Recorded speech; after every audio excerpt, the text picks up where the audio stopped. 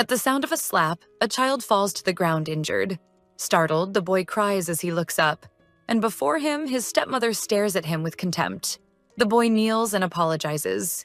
Calling him Hilam, the woman questions whether he really believed he would get away with just an apology. Furious, she asks why he is such a useless child and scolds him for breaking one of her precious vases. Despite his tears and claims that it was unintentional, she pays him no heed. His mother grips his clothing and tells him to be quiet, not wanting to hear another word. As the boy screams, the woman drags him to the mansion gate. All of the young boy's shouts are one by one ignored. And finally, she pushes him out of the house. Coldly, the woman tells him she won't repeat herself, ordering him to leave her house immediately. Helpless, the boy watches his own abandonment without reaction. Left outside, wearing only the clothes on his back. Meanwhile, a woman closes the book, irritated by the plot. The girl thinks she can't read this anymore, pointing out that even though she's read the book many times, this part still bothers her. All that irritation is directed at the character Luna Mazamel, the villain of the story. She had been a young woman of plebeian origin, admired for her gentle nature. But due to her beauty, she was forced to become the second wife of a feudal lord. However, a few days before the wedding, someone from another world awakened in her body. Realizing her new identity, she fled her native village. In a new place, this new person acted like a true angel, and so she ended up seducing and marrying Viscount Mazamel, a wealthy, divorced man. The girl was able to live extravagantly for a time, yet for an unknown reason. Shortly after the marriage, Viscount Mazamel fell ill and suffered until his eventual death. By his coffin, Luna knelt, seemingly mourning the loss of her partner. However, beneath her veil, she was smiling. The woman, now titled Viscountess Mazamel, expelled her late husband's own son, a boy named Hilam, immediately after assaulting him. The reader felt immense compassion and pity for Hilam, thinking he would have been treated better if she had been in Luna's place. Wondering how someone could abuse a child so much. After all, to her, characters like that deserved to die. Meanwhile, her oven beeped, reminding her of the madeleines she was baking. The girl thought they looked perfectly baked and well-risen today. Now all that was left was to coat them with a double layer of chocolate, and they would be ready. As she watched the heat, the young woman heard loud knocks in the background. Someone was calling her, asking her to open the door. She had been hopeful that today would be a peaceful day. But on the other side of the door, a drunk man with a bottle in his hand was shouting at her. In the end, the girl, like the boy in the book, was also a victim of domestic violence. Her father, despite her having moved address several times, always showed up drunk no matter where she went. The young woman wondered how her father had managed to find that address, noting that he was here to try to extort more money from his daughter. Determined to ignore him, the protagonist turned her attention back to her sweets. But when she moved her hand to open the oven, several crackling sounds echoed through the kitchen, followed by a great explosion. As the fire spread, the young woman wondered if her life was not even more dramatic than the story she had just read. After all, her own oven had exploded as fast as the blink of an eye. Stretching out her hand, the girl tried to speak, but her voice refused to come out. She felt the pain of having her entire body consumed by flames. Her body thrown to the ground as black, suffocating smoke entered her lungs. Her whole life had been spent running, always trying to escape something. And even in her final moment, everything remained so tragic and empty. With a flash of light, the girl woke up in a place lit by a large chandelier as she wondered where she was. Confused, she wondered if by any chance she was in heaven. Opening her eyes, the young woman quickly dismissed the idea. Remembering that she had spent her whole life cursing someone like her wouldn't go there. Suddenly, a maid called her, referring to her as Viscountess Mazamel. The phrase left her surprised. The maid continued, pointing out that a small incident had occurred. Still confused about why she had been called that, the girl got out of bed, and thinking it was impossible, hurried around the room, seeing her reflection in the mirror, shiny blonde hair, amethyst-colored eyes, and a graceful figure. She was the very portrait of Luna Mazamel, the villain of the work she had reread so many times, wondering if she had truly woken up in a novel. The protagonist remembered her thoughts in her previous life, wanting Hilam to be treated better by the Viscountess. Despite that, she had never really wished to become Luna herself. Worried, the maid asks if everything is all right. Trying to keep her composure so as not to be treated like a crazy person, the protagonist asks what was happening. The maid, hesitant, informs her that Hilam had fainted. The protagonist is alarmed. However, hiding her emotions, she remembers that she must act like Viscountess Mazamel, or she would arouse suspicion. Thus, the girl asks if Hylam really had fainted. The maid confirms, asking whether she should deal with him the same way as last time. However, the girl is unsure what the maid means by deal with him. Saying she does not recall exactly, the girl asks how they had handled it. The maid explains that the Viscountess used to lock the boy in his room and would not let him out until he recovered. Horrified, Luna feels a chill run down her spine. In the end, she decides to visit Hylam immediately. Surprised by the change in behavior, the maid hesitates. But the protagonist questions why she is standing there and asks her to show the way. The maid apologizes, and they begin walking toward the boy's room. With a somber expression, Luna can think of nothing but young Hylam. Arriving at the room, the Viscountess holds the door, expecting him to be right behind her. Opening it slowly, Luna is taken aback. Upon entering, she sees a boy lying on his bed. At the sound of her voice, Hylam curls up and wakes. Rising, the boy turns to her, revealing small bruises on his face. Hesitant and frightened, Hylam calls her mother. Luna explains that she heard he was unwell and asks if it is true. Trembling and apologizing for being a burden, the boy insists he is not sick, his eyes on the verge of tears as he clutches the bedsheets tightly. In that moment, the protagonist comprehends the full extent of the abuse the boy has suffered, something she had only read about before, now unfolding before her. In the future of the book, after enduring this torment, Hylam grows up and becomes emperor. He ultimately achieves his revenge against Viscountess Mazamel, bringing her to death. He has managed to overcome his past and obtain his vengeance. Although in her past life, Luna felt satisfaction reading about Hylam's triumph, the same cannot be said of herself. Because unlike Hylam, the protagonist never found an opening to escape her biological father, who had always harassed her. However, now she sees this as an opportunity to help Hylam. Turning to the maid, Luna asks why he is so thin. Disturbed, the maid stammers nervously. Hesitant and trembling slightly, she finally responds that the boy had not eaten anything for days. The girl smiles for a second, understanding the situation. With a serious look, she thinks this is nothing more than a flimsy excuse. Thus, she calmly instructs the maid to bring soup for Hylam. The maid is surprised but quickly complies. Still trembling, the boy watches everything in silence. Luna turns to Hylam, who trembles in fear and curls up. Step by step, the girl approaches. And when she finally reaches Hylam, the boy closes his eyes, afraid of what might happen. When he finally peeks, he sees his stepmother's sad and worried expression. Luna thinks that the boy truly is unwell, feeling his fever just by touching his arm. Reaching out her other hand to the boy, the protagonist wonders if it is all right to move a little closer. Suddenly, Hylam begins to cry in a defensive posture and, in a panic, starts apologizing. The protagonist is startled by his reaction. After all, the boy before her trembles as he insists he will not trouble her again. Luna moves her hand toward him and then tries to reassure him by hugging him. She also explains that she came because she was worried about his health and that he does not need to apologize. Hylam continues to blame himself, apologizing for having fallen ill and believing he caused problems for her. But soon he revises what he said, trying to pretend that he really is not sick. Watching all of this, the protagonist wonders how much a child has to suffer to apologize before even greeting someone. With a somber expression, she calls to the boy and says that from now on he is forbidden to apologize. Confused, the boy tries to speak, but Luna quickly points out that he should never apologize for being sick. The young woman then wonders if there is a wet towel that might help bring down Hylam's fever. She sees a towel thrown on a nearby tray, but looking around, Luna notices the state of the room. The moldy ceiling, cobwebs everywhere. The room is extremely dirty. It is no surprise the boy is ill. Luna thinks she needs to change this room as quickly as possible.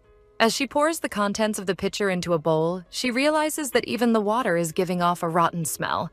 Asking if Hylam had drunk it, the boy timidly says that he thought he had permission to drink it, apologizing once again. The protagonist, seeing the terrible state of the water, notes how dire the situation is. With the door creaking, the maid arrives with soup for Hylam, and Luna says that she will feed him herself, which startles the maid.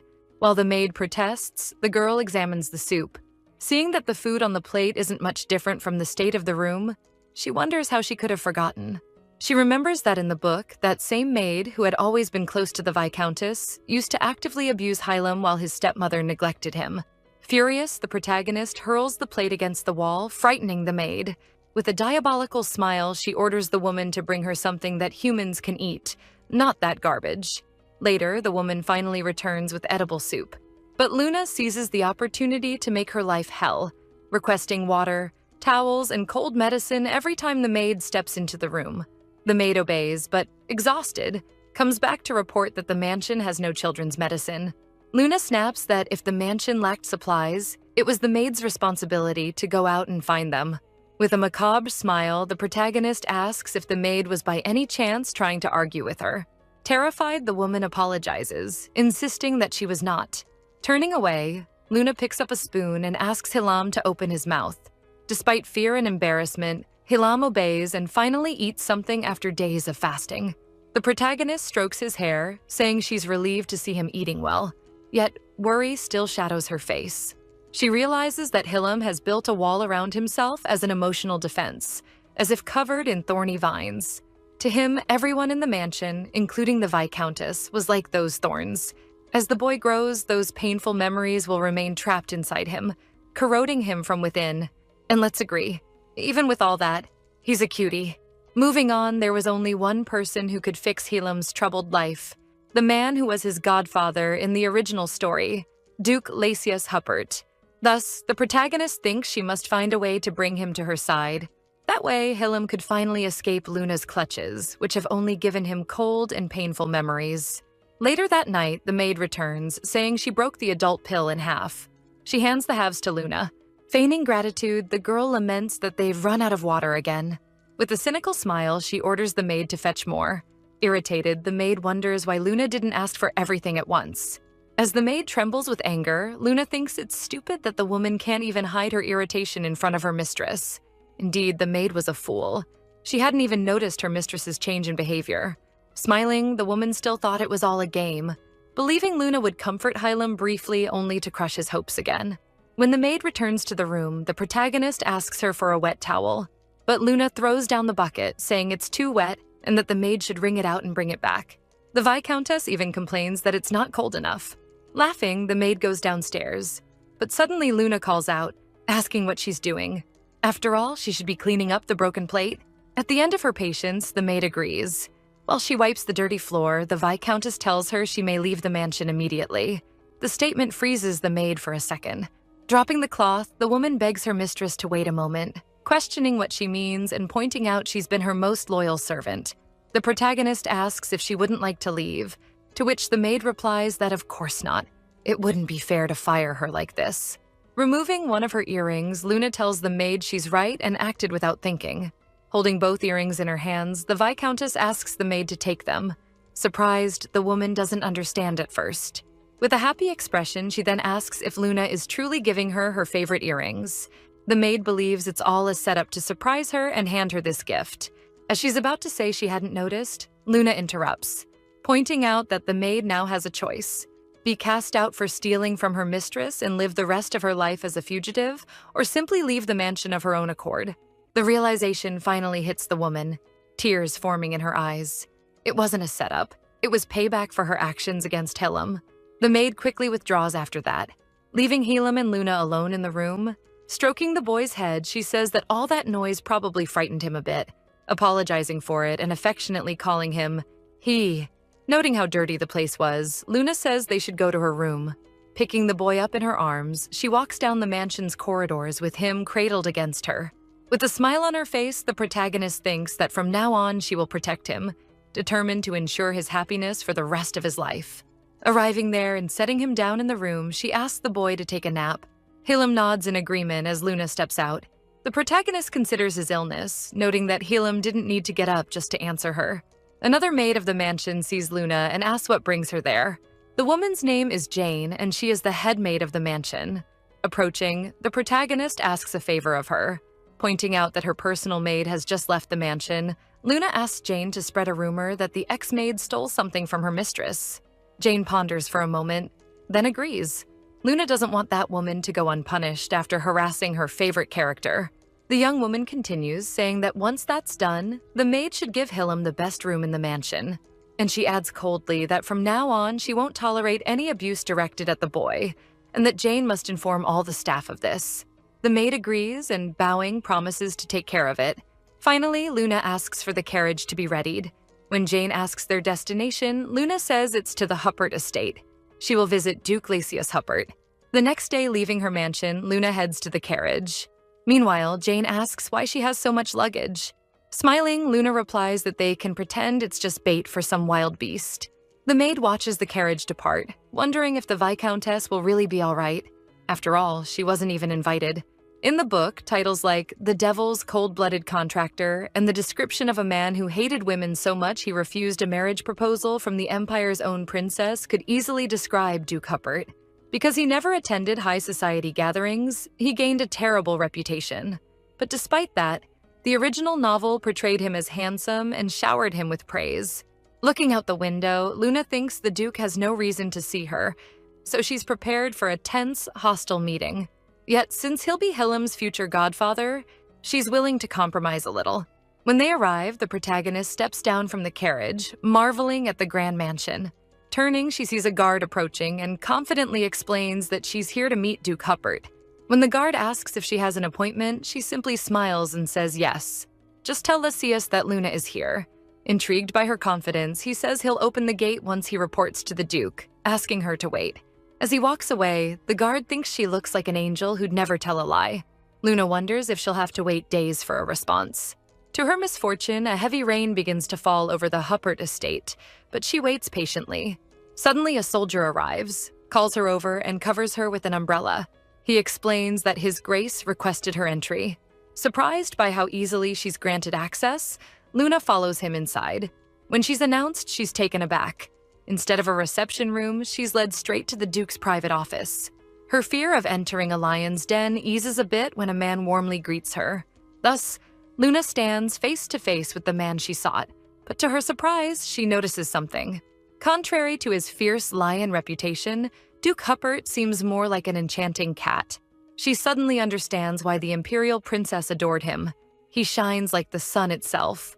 Noticing she's soaked from the rain, Huppert offers her his coat but immediately adopts a sarcastic tone, commenting on her boldness. Since she entered unannounced and used his name so casually, he wonders if they're close, or perhaps even courting. Luna recognizes his sarcasm and apologizes, explaining she thought the Duke wouldn't agree to a meeting otherwise. She then asks why he let her in despite knowing she was lying. Huppert admits he was intrigued by her behavior, noting that although many women have pursued him, she is the first to attempt such a bold trick. As he reaches out toward her face, he acknowledges her beauty. However, he soon asks if Luna came relying on that alone to persuade him. Then, with a smile, he says that if she doesn't want a scar on her lovely face, she should give him a more than satisfactory explanation. Despite the threat, the girl thinks he has a beautiful smile. Looking into his eyes, she realizes he is the same Duke Huppert from the book she read. Pointing out that she has a proposal for him, Luna asks if they might sit down, which the Duke quickly allows.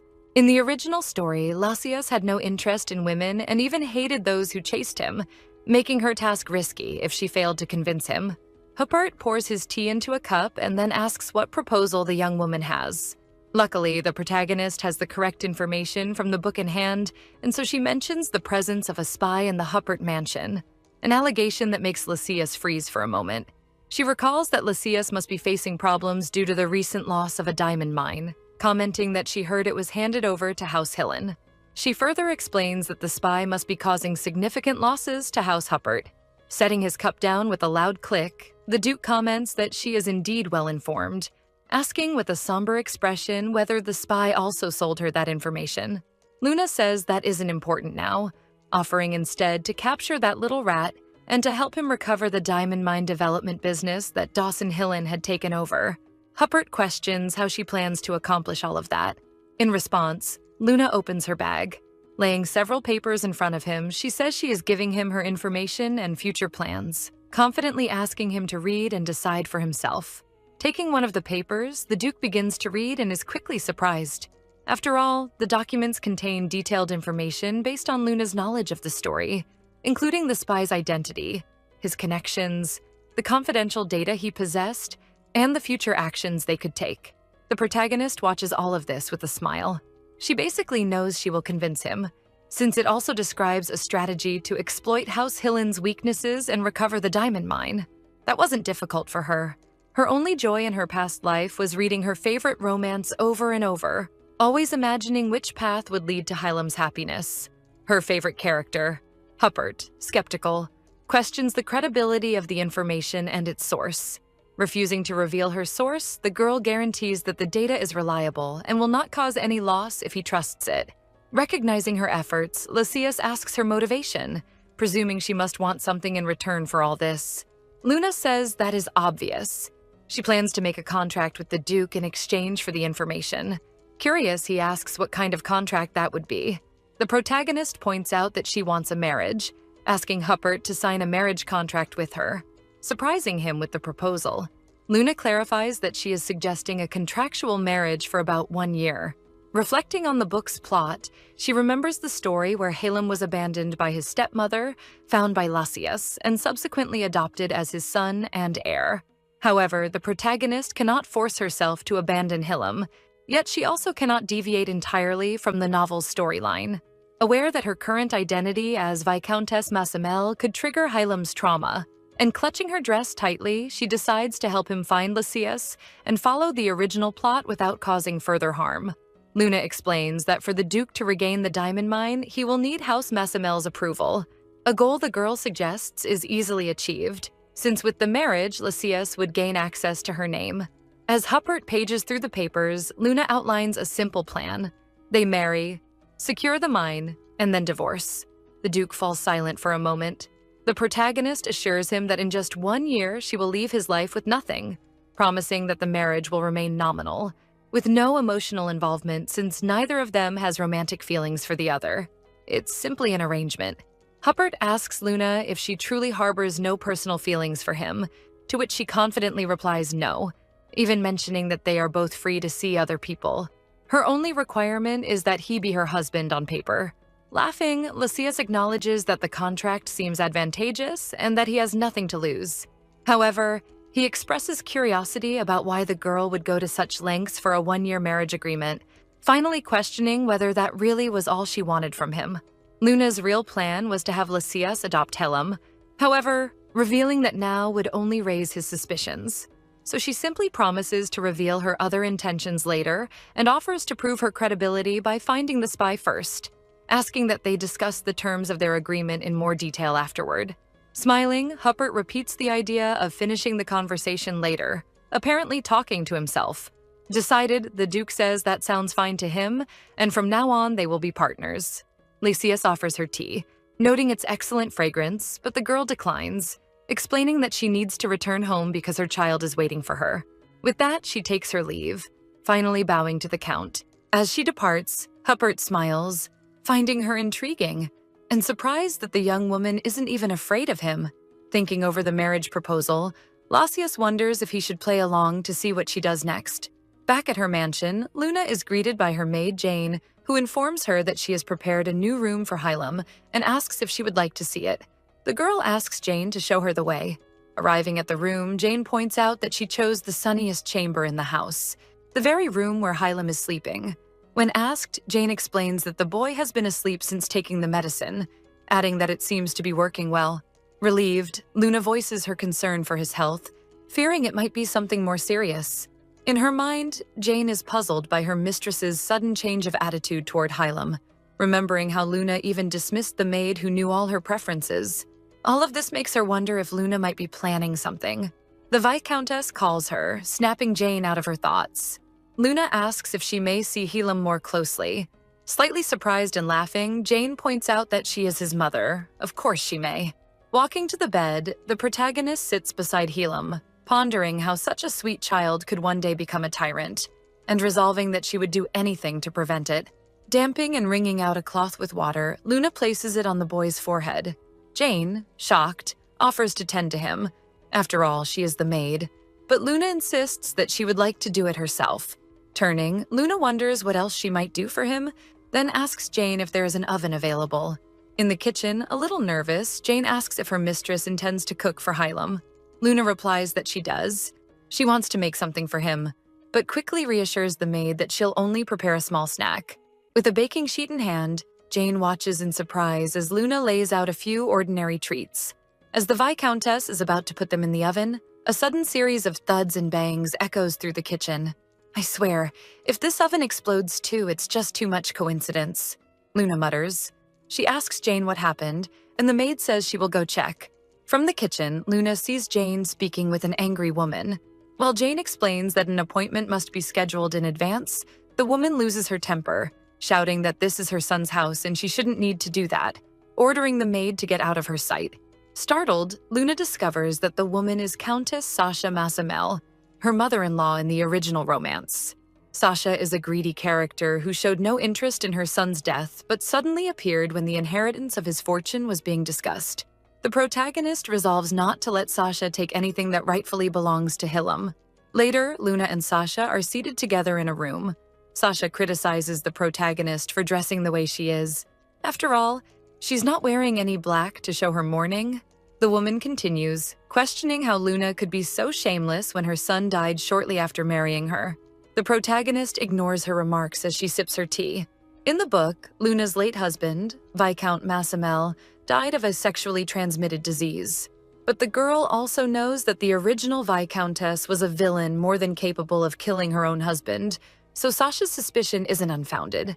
The protagonist asks why she came to the mansion, certain it wasn't just to say such things. Sasha, conceding the point, adds wryly that Luna is acting as if she's clever for a change. Finally, Sasha admits she's there to settle matters regarding her son's inheritance, insisting that Luna cannot continue living in such an extravagant mansion now that her son is dead. The protagonist calmly replies that she will no longer live there, but that regardless, the mansion belongs to her son Hillam and to her. This enrages Sasha. Screaming that the mansion belongs to House Masamel, she demands how a humble girl could dare claim something belonging to a count's family. Luna answers that the woman is coveting what belongs to her son and reveals that she has Viscount Masamel's will. Sasha, stunned, thinks this impossible, admitting she searched the entire mansion but failed to find it.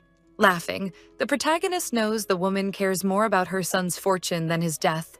The reason Sasha couldn't find the will is simple. In the original story, as Viscount Masamel lay dying, Luna expressed her fear of being abandoned and cast out by the Countess should he die, noting that his mother hated her. So she had the Viscount write a will in his final moments, keeping it secretly hidden from everyone. Ironically, that would allow the protagonist to pass the mansion to Hillam, even though she only obtained it through the villain's previous actions. Thus, the girl reveals that the will is at Archibald Bank, where the archive records remain, making its authenticity indisputable. Anxious, Sasha reacts to the mention of Archibald Bank, knowing its contents cannot be altered even by the imperial family. Luna offers to go check in person, or, failing that, to have the files sent directly to Sasha's house. Irritated, the woman turns and storms out of the mansion, slamming the door. Luna reflects on how easy it is to resolve things using the novel's information, finding it all very dull. Still, a peaceful resolution like this is far better than her past life. She could only endure all that suffering for Hillam, the book's main character, and so wishes to make him happy. Later, Luna and Hillam sit together at the table. In her mind, the girl can't help but be surprised by how sweet the boy is. He stares at her for a moment, freezing her with a startled expression. Then Hillam suddenly starts to cough. Startled, the protagonist asks if he's all right, suggesting he drink some milk. Crying, Hillam apologizes, asking if he made his mother lose her appetite. Confused, the girl doesn't understand, but he soon says that sitting across from her at the table might have disgusted her so much she couldn't eat. Luna realizes the boy thinks it's his fault he didn't have his soup, believing she was being insensitive. The protagonist concludes that if she continues to be the same Luna, she won't be able to make him happy, and so must show Hillam how she truly feels. Rising from the table, she assures him that he was not unpleasant and need not apologize. The boy hesitates, not quite understanding. She kneels on the floor next to his chair, feeling guilty and realizing she should have apologized sooner. She reflects on how Hillam was already hurt by Viscountess Masamel's neglect and by all the mistreatment he suffered.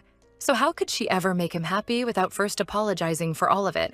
Looking at the boy, Luna apologizes with a somber expression for her cold behavior and for ignoring the maid's abuses, and asks forgiveness for all the things that have hurt him. The boy already has tears in his eyes. Finally, Luna promises never to hurt him again and asks that, no matter how difficult it may be, he trust her just this once. All of this leaves the boy speechless. Although she knows Hilum won't open up just because she apologized, the girl only wants him to experience the affection he's never known. Promising to do everything possible for his happiness, Hilum timidly nods. With that, the protagonist pulls out a small package and asks the boy to accept it.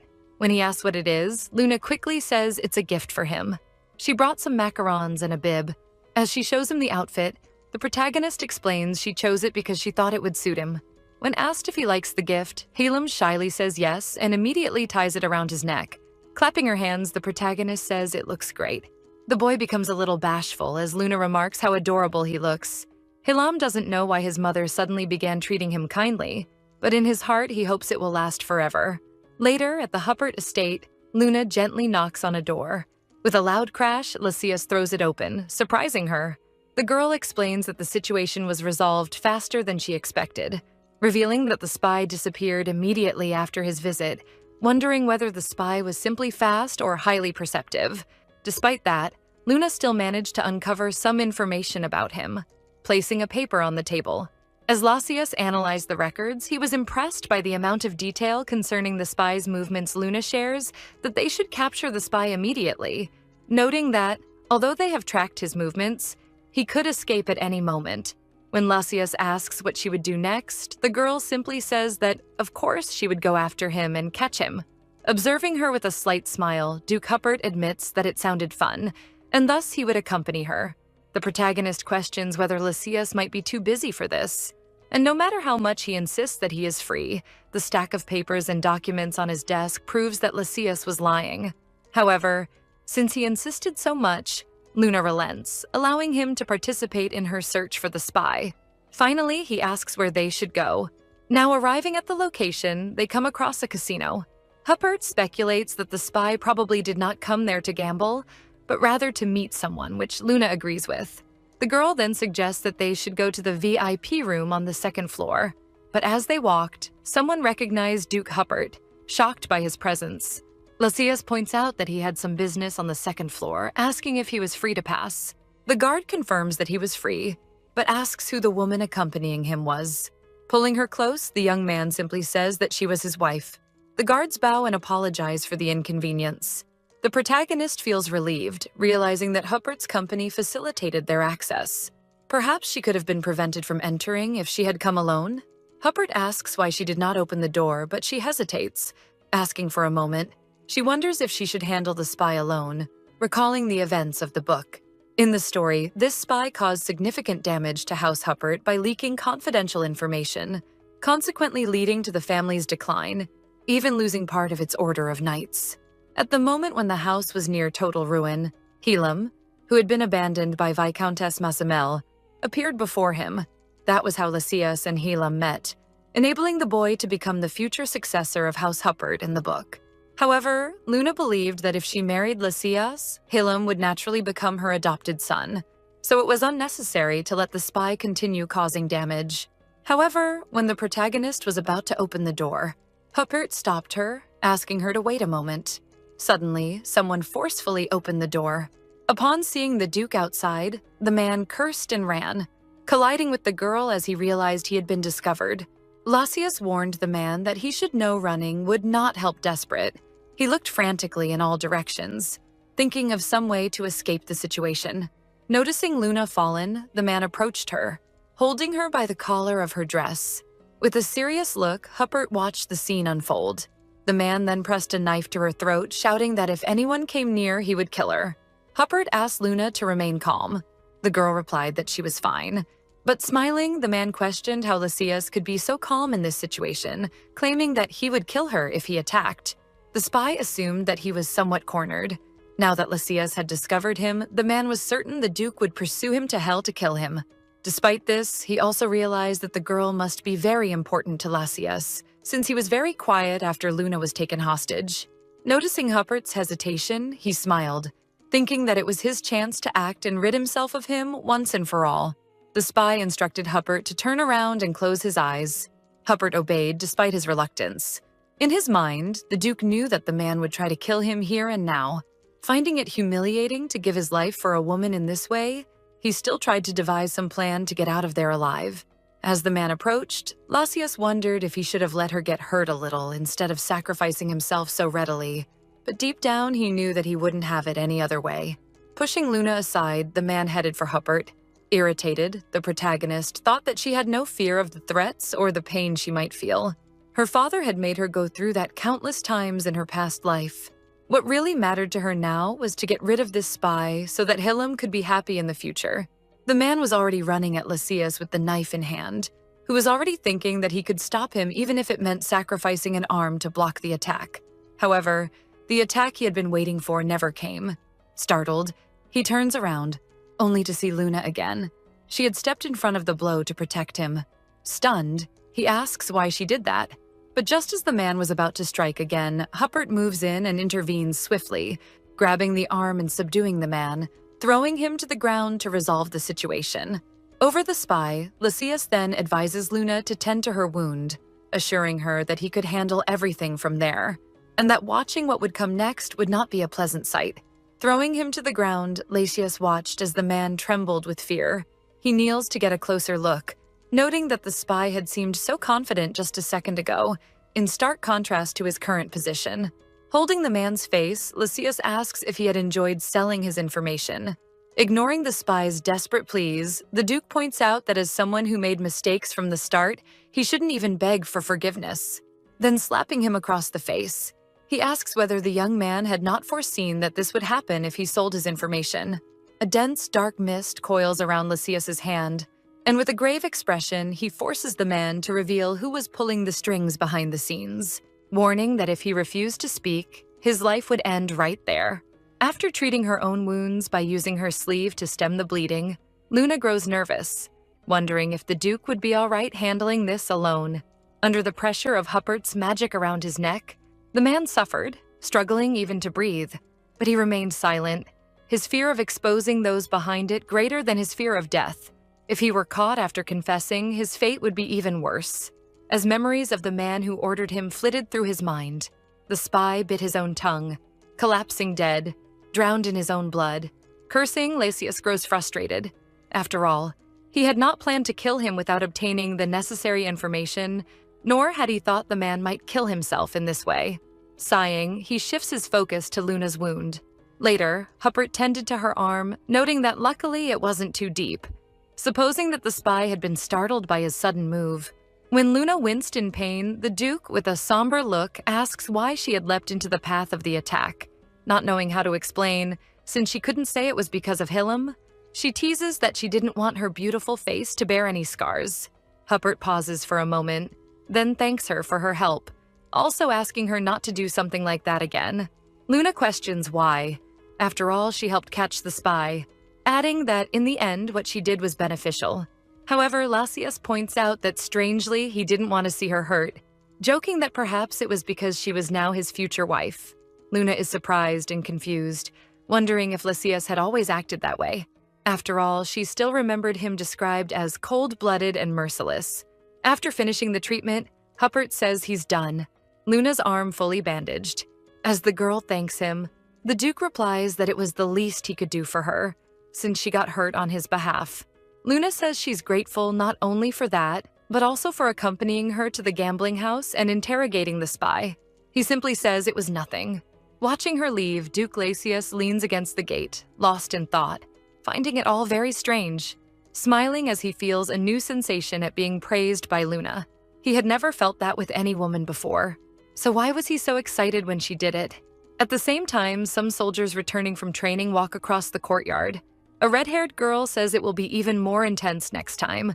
One of the guards points to the gate, where they see the Duke smiling. The young man asks if perhaps something good had happened, speculating that maybe Lysias was planning to kill someone, thinking that otherwise he wouldn't be smiling like that, wishing the future deceased rest in peace. The girl suggests that could be the case.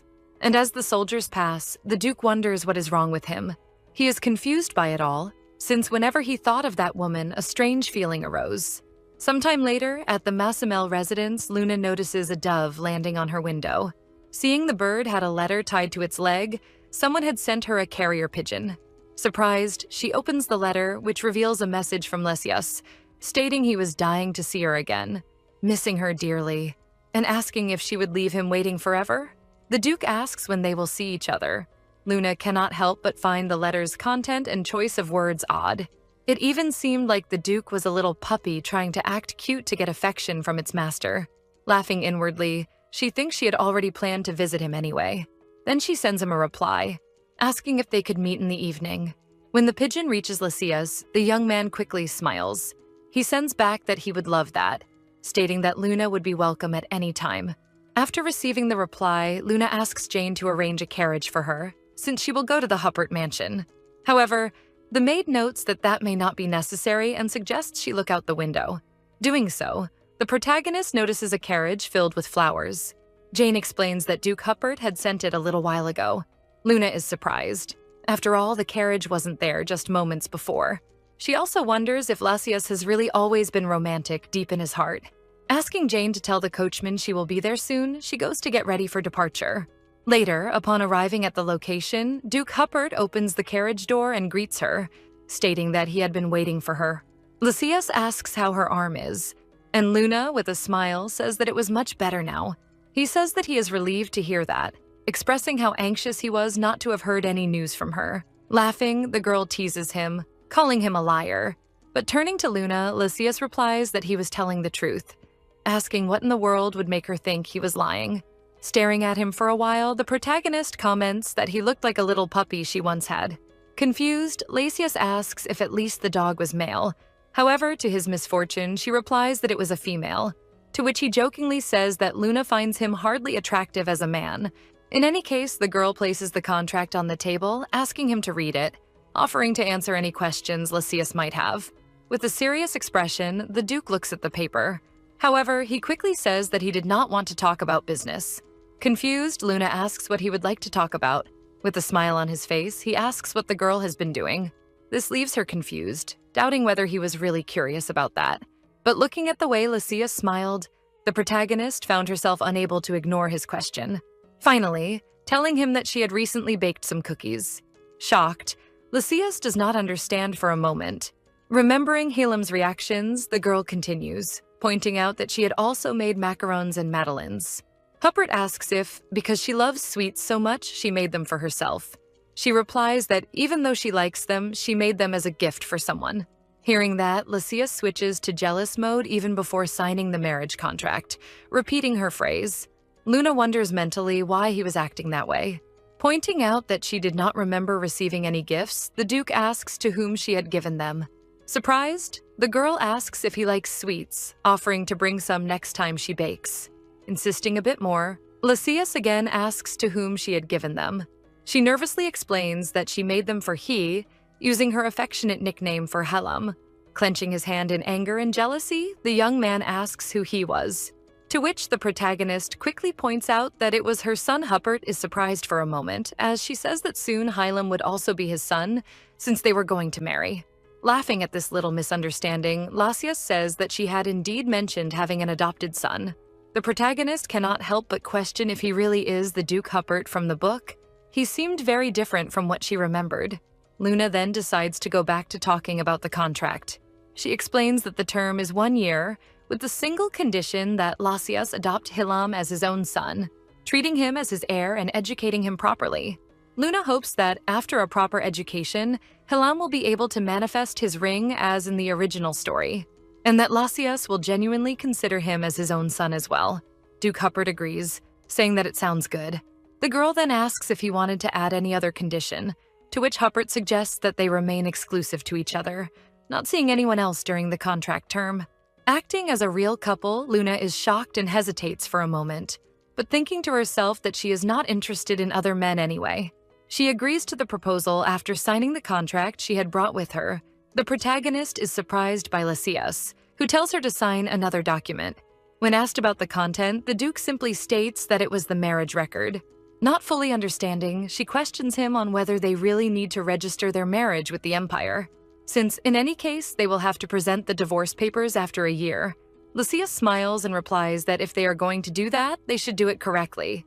He mentions that he had planned to remain single for the rest of his life, But now he has the chance to marry for a year, thanks to Luna.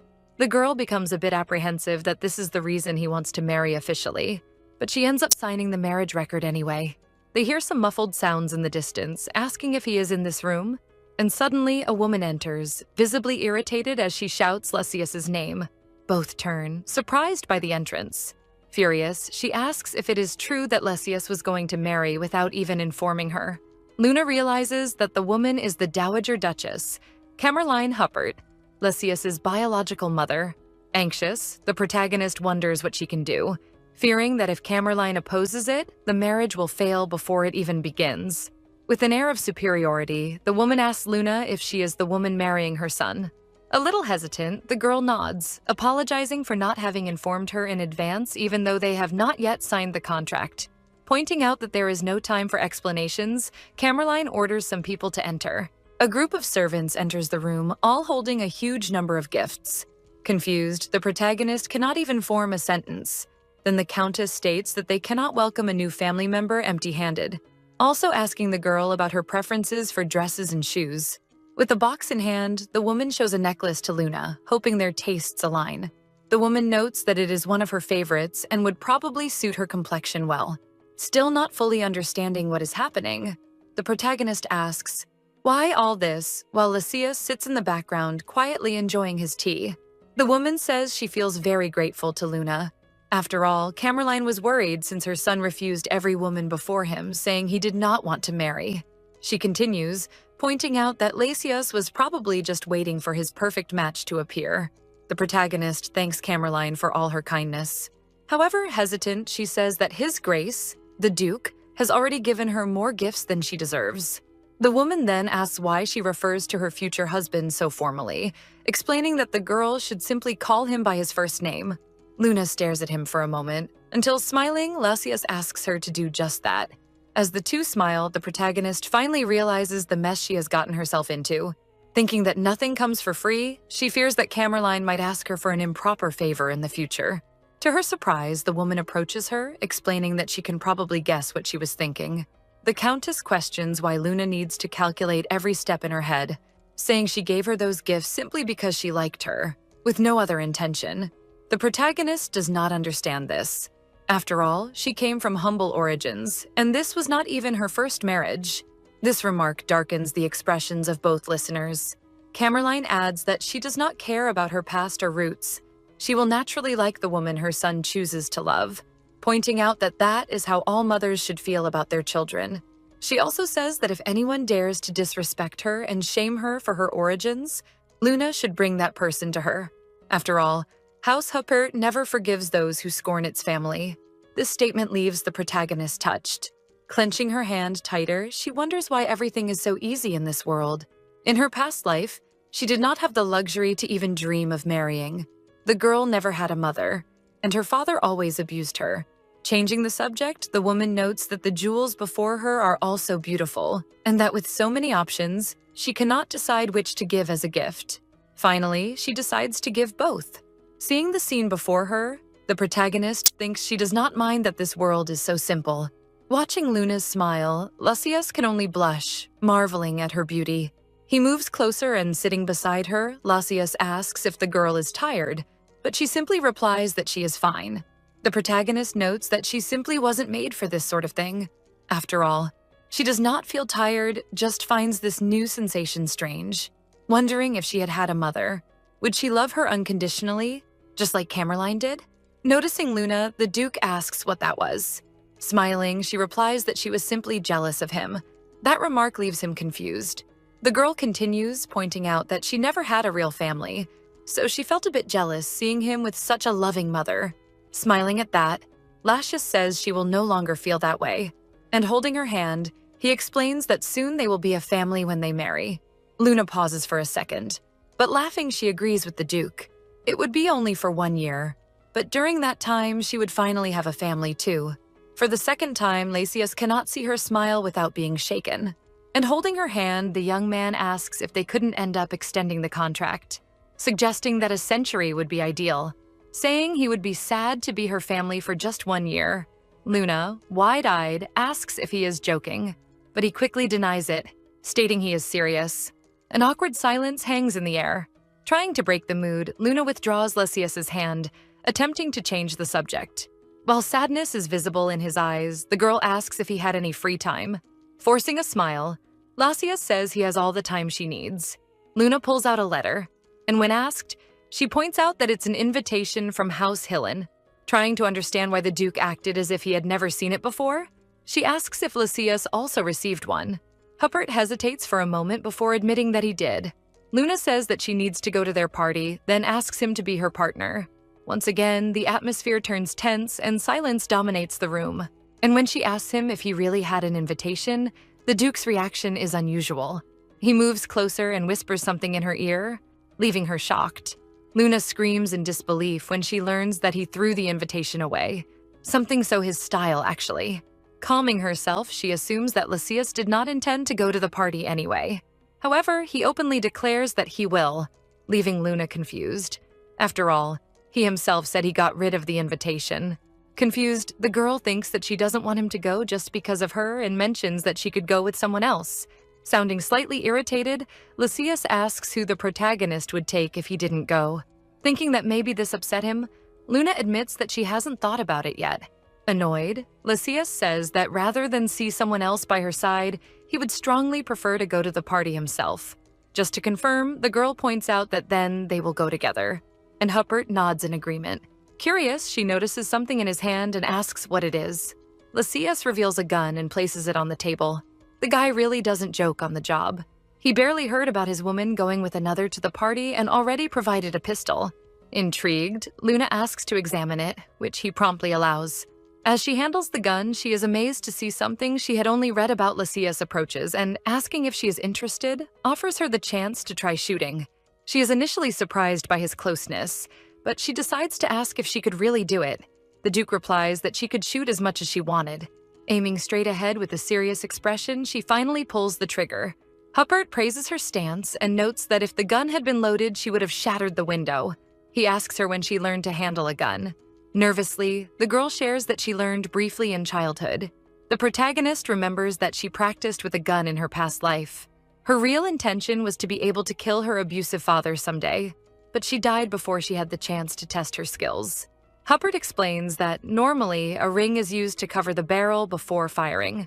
As he demonstrates, Luna recalls that a ring was like a donut-shaped substance created by conjurers, with strong destructive power and some consciousness.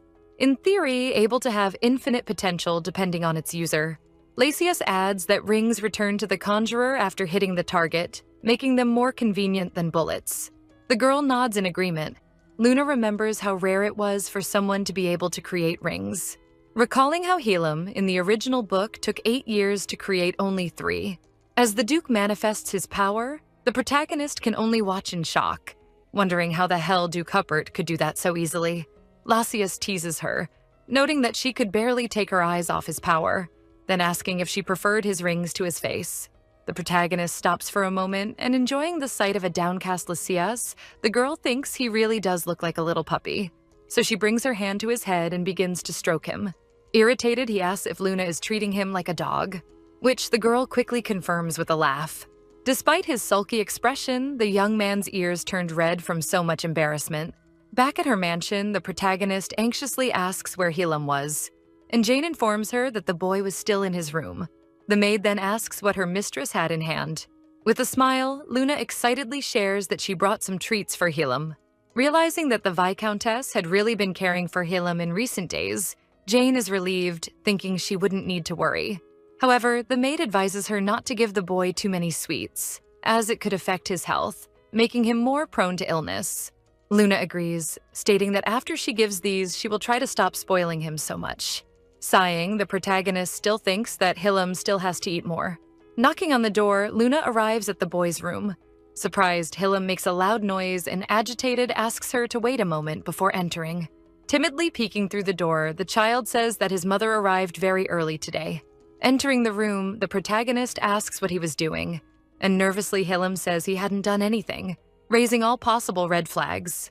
Feeling that the boy was acting odd, Luna wonders if she was imagining things. The girl shows her bag, saying she brought a bit of chocolate pudding for him, and asks if the boy would like to try it. Excited, He swallows hard in anticipation. Finding his reaction very cute, she invites him to sit down. Helam obeys eagerly. She says she bought the dessert at a very famous bakery, hoping it tastes good. Then Luna slides the plate toward him and asks him to go ahead and try it. As she sat down, the boy ate the pudding. Blushing, Helam exclaims that it was delicious. Staring at her for a moment, Helam timidly offers her a piece. Agreeing, Luna wonders if they were becoming a bit closer now. But despite that, the trembling in Helam's hands is visible. None of his traumas would be erased so quickly. The boy still couldn't fully trust her yet. Regardless of that, Helam was making an effort to open up to her, wondering how he could repay all of her courage. With the boy extending the spoon to her, Luna takes a bite of the pudding. And when she praises its flavor, Helam's face lights up with relief and happiness. The protagonist thinks that he was probably still afraid that his mother would refuse. And strengthening her determination, she would do everything so that the boy would be perfectly happy in a year.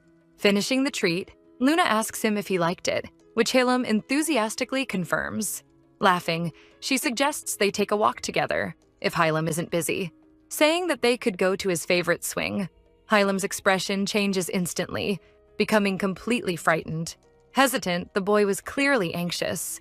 It so happens that in the original story, Viscountess Mazamel had destroyed it, calling him horrible. Unfortunately for Helam, that swing was one of his favorite things in the garden, but still his stepmother had ordered it to be broken. In the future, when the young man would become emperor, he would return to the mansion, rebuilding the swing, weaving it with large branches. All of this due to the difficulty of erasing the suffering from his childhood memories. Speaking to Helam, the protagonist reassures him, saying the swing was there again and invites him to see it. Surprised, Helam asks if it is true. The protagonist confirms, pointing out that they should go and check going to the garden.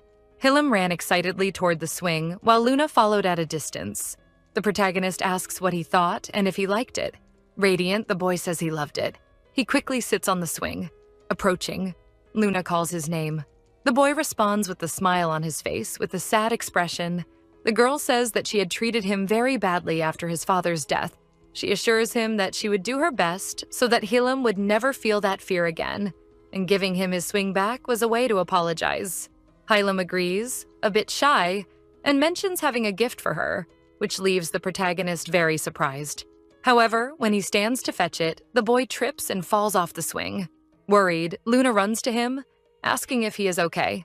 Helam insists that everything is fine, but the protagonist notices his attempt to hide the pain he felt. After all, she had done the same in her childhood too, always fearing to be punished for something. Luna reflects that she would probably want to see him happy at the end of the book, because she could see herself in him. She had always wanted something from her father.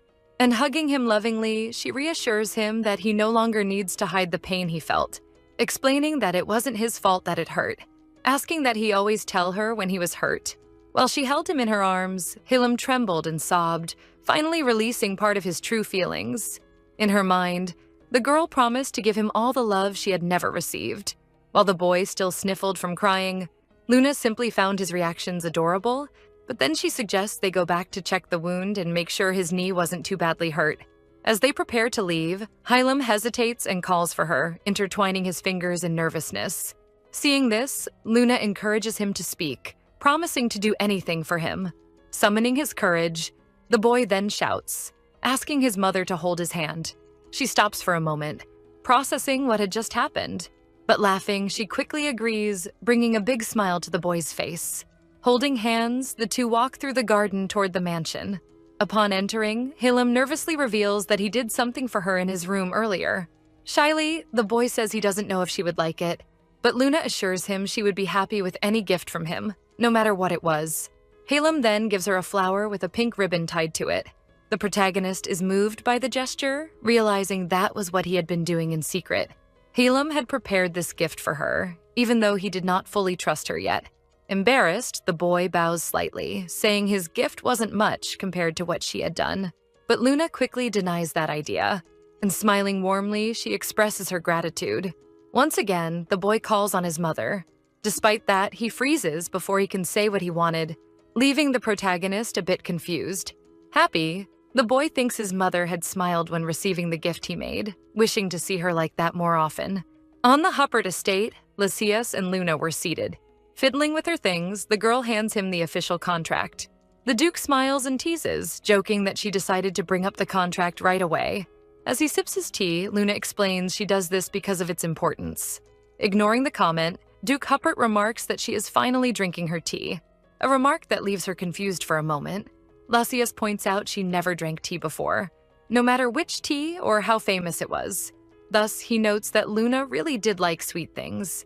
And looking at her cup, the girl notices several sugar cubes floating, while Lysias says he prepared it especially for her. Luna acknowledges this, but quickly sets the cup on the table, making the Duke laugh. Serious, she comments that they should sign the contract right away. Agreeing, Lysias finally completes the record. After doing so, he assures her he will keep it safe, but Luna asks if it wouldn't be better to store it at Archibald Bank. Lysias then says his vault is the safest place in the entire empire. She agrees, but in exchange, she asks Lysias to answer a question. When the Duke asks her to go ahead, Luella mentions the rings they had spoken about before, hesitant. She thinks that if Hillam learned to use his rings earlier than in the original book, he would face fewer difficulties, and no one in the world could have more information about that power than Lysias. So the girl asks how many people could use those rings. Claiming she was excited, Lysias begins to explain. And after a second of thought, he notes that most members of House Huppert are familiar with rings from birth, so most know how to wield them, though not all succeed. When the protagonist comments that some family members lack that ability, Lysias adds that those people were easily excluded from the family. Having received the title of Duke, Lysias should wield rings better than anyone else. She then asks Huppert to show the ring again. Reflecting on the story, Luna remembers Hylam's learning progress, noting that after 8 years of hard practice, he could use 3 rings and, as emperor, could use up to 7. However, to her surprise, the man before her was completely off the charts, with rings appearing and disappearing in alarming numbers. Luna thinks she was not wrong after all. The girl asks if people outside House Huppert can also create rings, and when she receives an affirmative answer, she asks about the possible number of people with that power. Duke Huppert says he does not know for sure, although it shouldn't be a high number due mainly to the ring's sensitivity. Considering the idea of learning to use a ring to help Hillam, Luna asks if Lysias thought she could do that. The young man asks if she would like to receive some lessons. Surprised by the offer, the protagonist becomes curious. However, Lysias wants to impose a condition for it, and when she asks what it would be, the Duke smiles and, gesturing, says he would like to receive 1 kiss per day. Luna reacts coldly, staring at him in silence as if she were considering stabbing him the next second back at her mansion. The girl asks if that was supposed to be a joke, leaving Lysias in silence. Sighing, the Duke apologizes for it, suggesting that at least they could see each other a bit more, and she agrees. Luna points out that they could meet whenever Lysias was free. Lying, the Duke then asks if they could see each other every day, claiming he had plenty of free time in his schedule. Knowing that he was actually extremely busy, the protagonist changes the subject. She asks how many people in the mansion could control a ring. Lysias comments that only 3. They were Roxana Stur, Ludgar Eckhart, and Hizette. Drinking her tea, Luna thinks that if her memory serves her right, they were the ones who taught Hylam about rings. She then asks Duke Huppert to introduce her to those people. Lysias quickly refuses, and when asked why, he says he enjoyed his alone time with her and didn't want anything to ruin the mood. Smiling, the girl argues that she'll meet them eventually when they get married and prefers Huppert to introduce her properly. He blushes at the mention of marriage and ends up admitting defeat, pointing out that he never manages to win against her. Later, in the Huppert training grounds, the sound of blows rings in the air. Ludgar runs up to Roxana, holding a paper and asking if it's really true their master is going to marry. His sudden entrance disrupts her exercise, but he approaches anyway, insisting it must be false. In the letter, the Duke asks them to return to the mansion as soon as they read the message, informing them his marriage is the reason. Examining the seal, the woman confirms it is from House Huppert, while Ludgar remains stunned by the news, refusing to believe it. Roxana says she isn't sure, suggesting the marriage the Duke refers to might mean something else. Not the kind they know. Something like a metaphor or code, as if he now has a new ally. Ludgar agrees, nodding. Also confidently stating Huppert could never love anyone, asking if Roxana agrees. Both dismiss the idea of a conventional marriage, but soon hear footsteps approaching. It turns out Duke Huppert and Luna have arrived. Lausius smiles at the protagonist, pointing out two of the people she sought are already here, revealing they are his knights and ring users. Shocked, Ludger and Roxana are amazed to realize the Duke is actually laughing. With one hand on Luna's shoulder, Lausius is a sight that leaves his knights speechless.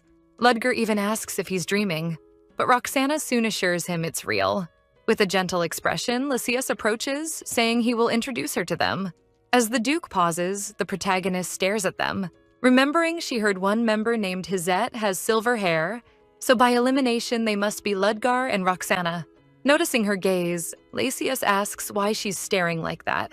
Jealousy taking hold, he asks if she perhaps likes Ludger, calling him a bastard in the process. Embarrassed, the protagonist denies it, claiming it's nothing of the sort and she's there only to get to know them. A bit pouty, the Duke wonders if all this is really necessary. And trying to relieve his stress, he suggests Luna refer to Ludger as if he were a waiter, calling him, "You there?" And with a smile, Lausius says, from now on that will be his name.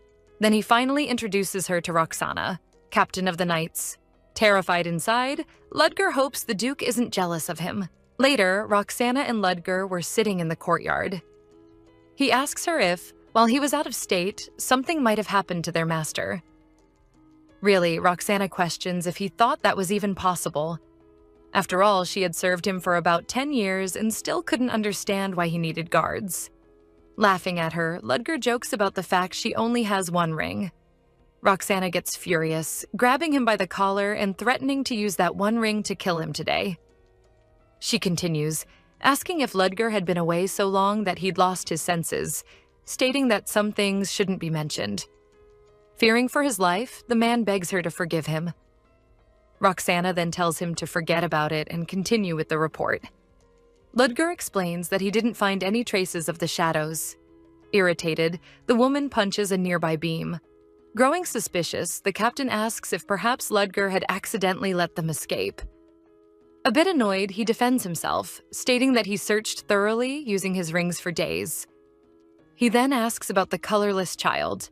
Finally, Roxana asks if he was talking about Hizette. With perfect timing, someone arrives in the training area. The sound of footsteps echoes until the man's figure becomes visible. The woman then explains that, as he can see, Hizette has just returned without finding anything. Cursing, Ludger realizes that all their work was in vain, leaving the white-haired man at a loss. At another moment, at a party in a grand hall at the Hillen family estate, Luna recalls having spent the last few days searching for and reading various messages in the mansion, trying to gather valuable information from nobles she didn't know well. However, in the midst of it all, there is an anonymous letter that seems strange to her. In it, someone asks her not to marry this man, stating that he does not deserve her curious. She wonders who could have sent it, since it seems more like a fan letter. Suddenly, a woman approaches and greets Luna. As the noblewoman smiles, Luna responds, calling her Edith Napelli and saying she is happy to see her. The noble asks the girl to call her only by her first name.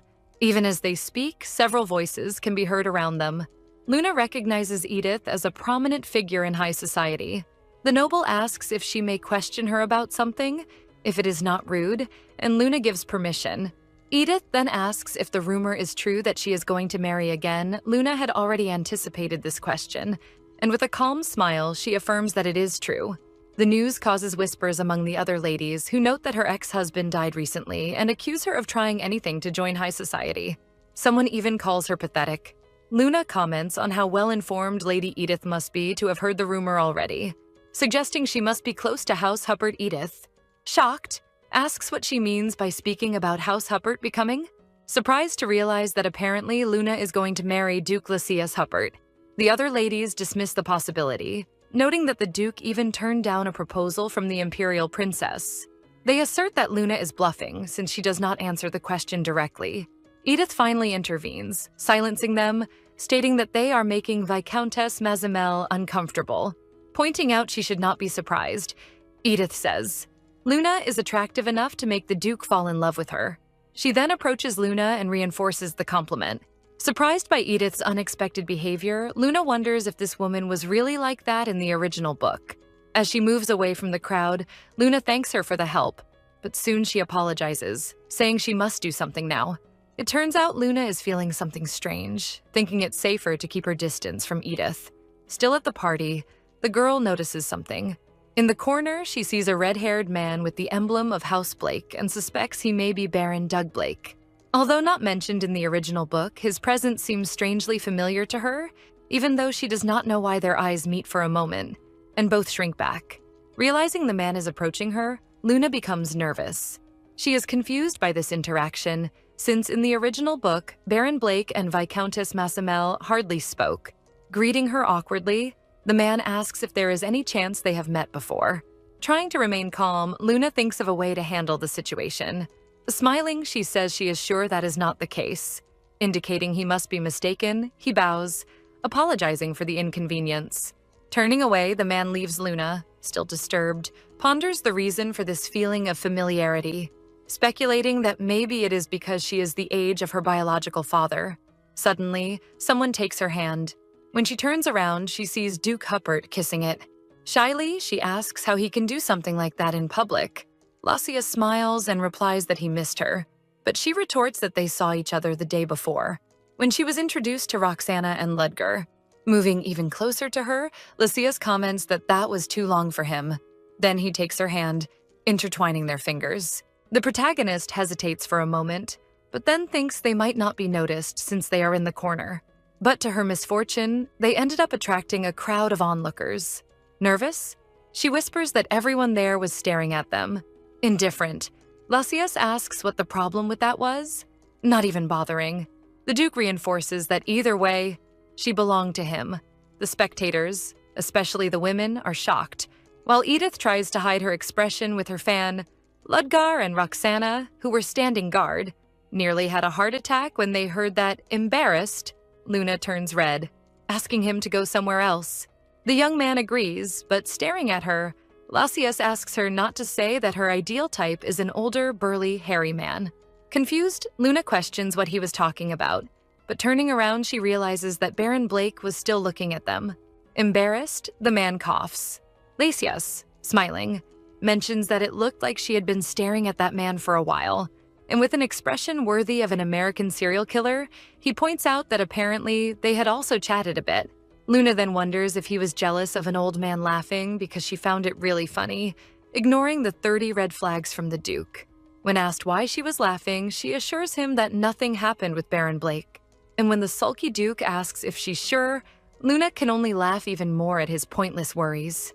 He holds her hand against his face, asking the girl to stop worrying about that kind of thing and give him a little more attention.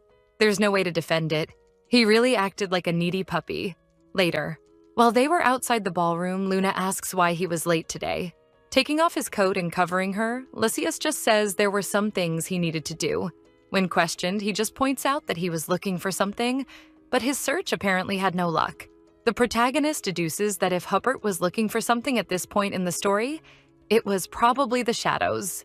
In the book, they were entities described as deteriorated ring users commonly called holes. Different from normal rings, which returned to the conjurer. The holes floated in the air, and as soon as they found a normal ring, they would absorb it, weakening them and reducing their power. This greatly worried the ring users, causing Hazette and Ludger to search for them for a long time. But it had never been an easy task. Feeling a little frustrated, she murmurs, realizing she hadn't seen Hazette that day either, but considers she would find him soon. While lost in thought, her attention shifts when she notices a lady with orange hair nearby. The protagonist recognizes her as Sinia Hillen. That woman would be a key player for Huppert to recover his mine. When Luna gets up to meet her, Lysias grabs her hand and asks where she's going. The girl explains that she needed to approach Sinia to help them recover the mine. Lysias stops her and asks a favor before she leaves. When she asks what it is, the Duke stands up, approaching her. Staring at her closely, Luna becomes confused. Then suddenly, Lysias asks her for a kiss. Not quite understanding, the girl wonders what was going on, asking if Lysias was being serious, her heart racing along with her anxiety. From the ballroom, Edith watches them through a window, visibly angry and questioning if Luna was marrying just for the spectacle or if she really loved Duke Huppert. She reflects on how the girl had changed. After all, just a short while ago, the word love could not be associated with Luna Massamel. finding her transformation amusing and admitting that she liked this version of Luna more. Taking a step toward the protagonist, Lysias approaches. But as he leans in to kiss her, he stops. Embarrassed, Luna had stopped him. Apologizing, she says she doesn't think she can do it. Pointing to Ludger, who was whistling nervously, she mentions that the soldier seemed to be looking for Hubbard. Explaining that they both had things to do, she says goodbye, also telling him that he could take his coat back. As she walks away, Lysias watches her leave without reacting. Approaching Sinia Hillen, Luna greets her politely, introducing herself with a formal greeting. The woman soon congratulates her on the upcoming marriage. She thanks her but notices that the noblewoman is looking somewhere.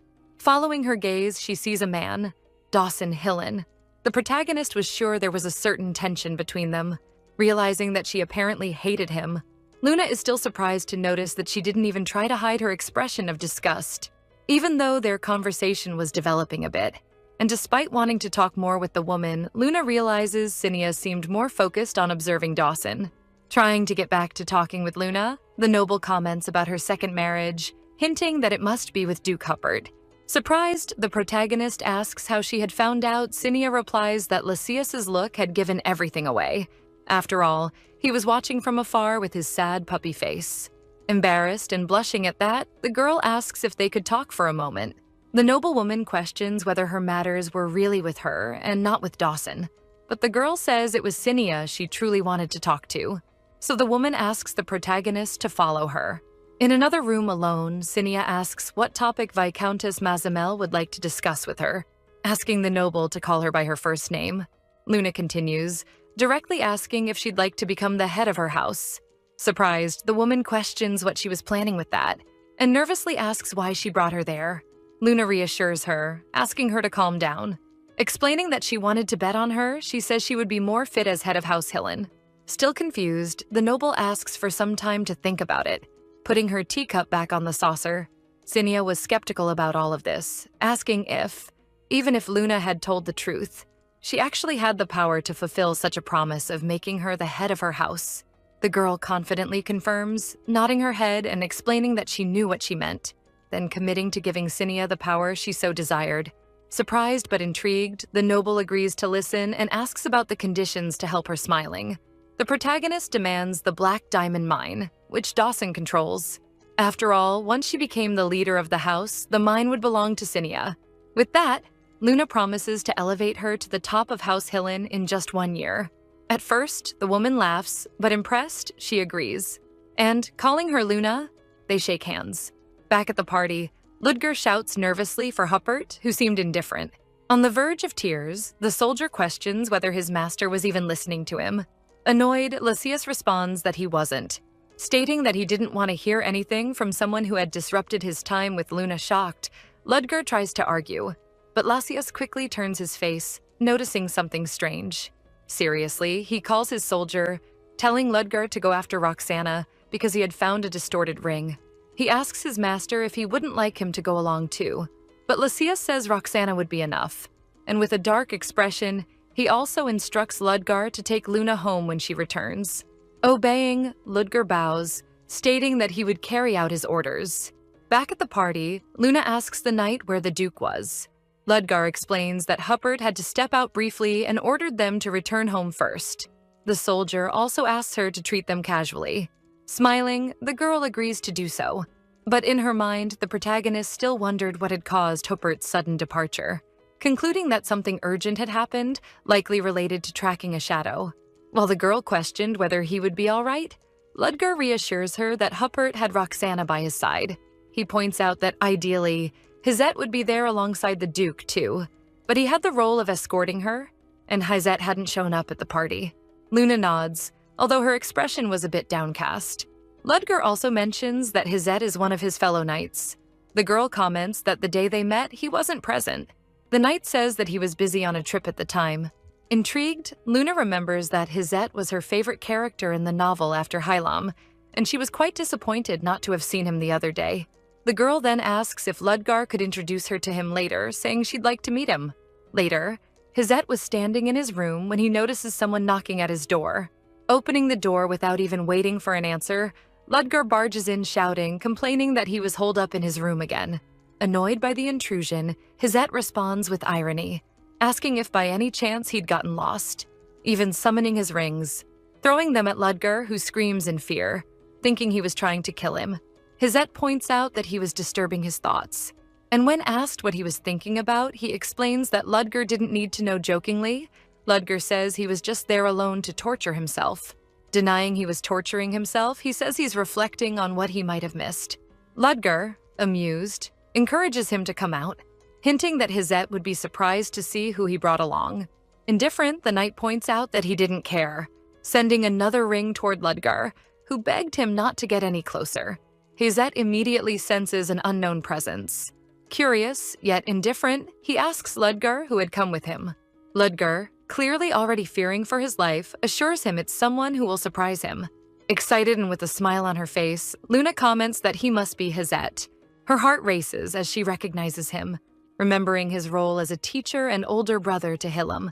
She couldn't help but like him. After all, he had helped her favorite character, ignoring her. Hizette questions what he had behind his back. Noticing this, Ludger complains to him, pointing out that his life would become much more difficult if he kept being rude to the lady in front of him. Still processing that she was ignored by one of her favorite characters, the girl stayed silent. But trying to regain her composure, she steps forward, stating it was a pleasure to meet him. Luna continues, introducing herself and explaining that she would soon be marrying his master. Hizette greets her politely, but far more like a robot than a human, quickly shaking her hand. The knight quickly changes the focus, asking if the Duke had returned. Ludger points out that he hadn't, explaining that Huppert discovered a contaminated ring during the party and was investigating it alongside Roxana. Seeing Hizette looking downcast, Ludger laughs and points at him, joking that his mission was different. Intrigued, the knight asks if he really had one. Ludger says yes, and his new mission was to walk around the mansion with Lady Luna. A little later, Hizette approaches, apologizing for keeping her waiting. He was wearing his official clothing as the Duke's knight.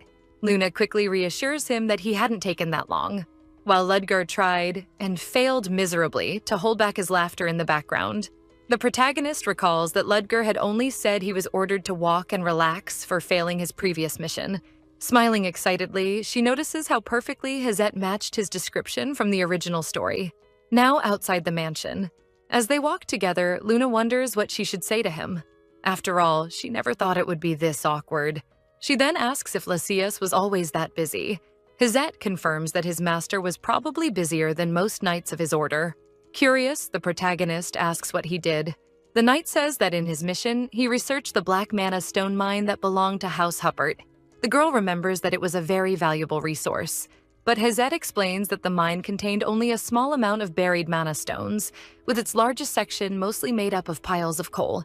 Continuing, he points out that mana stones aren't easily compatible with rings, so they weren't used directly, but were part of a costly and time-consuming sorting process that made the mines more of a hassle than a benefit.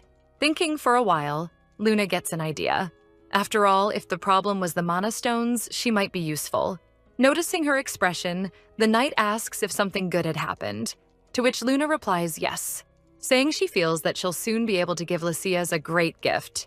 Suddenly, Hizette freezes for a second and turns, looking disturbed. When Luna asks what's wrong, he says it was nothing, and that he must have just seen things for a moment. Worried, the protagonist asks if it's because of his fatigue, thinking she may have made him walk too long. Despite denying it, Hizette clenches his fist tightly, apparently bothered by something. A few days later, Luna meets with her ex-mother-in-law, Sasha. She asks if the girl had taken her son's will. Sasha confidently assumes it was all just a bluff, asking Luna to show it. When she places it on the table, Sasha grabs it in the blink of an eye, her rage visible to everyone. Trembling as she reads, the woman says it was impossible. Tearing the document in anger, she accuses Luna of forging it and trying to steal the mansion just like she had infiltrated the family. The protagonist calmly reveals that the torn document was indeed a fake, pointing out that the original was in her possession. Offering to show the archived record at the Archibald Bank, furious and insulted, Sasha complains about Luna belittling her. After the Countess curses at her, the protagonist shows a minimal reaction. And with a serious expression, Luna points out that Sasha probably knew who she was going to marry. Not understanding, the woman asks what she meant by that. The protagonist declares that she will soon become Duchess Luna Huppert, and stating that Sasha was merely a countess, the woman hesitates.